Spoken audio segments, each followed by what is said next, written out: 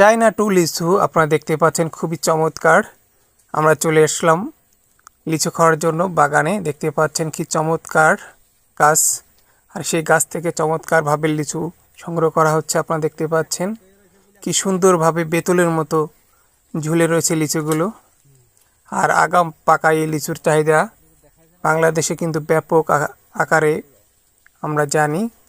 এই চায়না 3 জানেন, চায়না 2 খুবই মিষ্টি এবং খুবই সুস্বাদু এই লিচুটা। আর এই লিচুর সবচেয়ে বড় মানে যে গুণটা হচ্ছে, এই লিচুটাই পাখি এবং বাদুর কম লাগে, পোকামাকড় ও এই লিচু কম লাগে।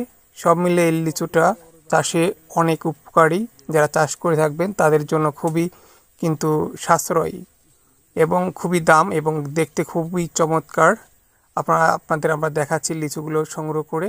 এক কথায় খুবই চমৎকার। আল্লাহ হাফেজ।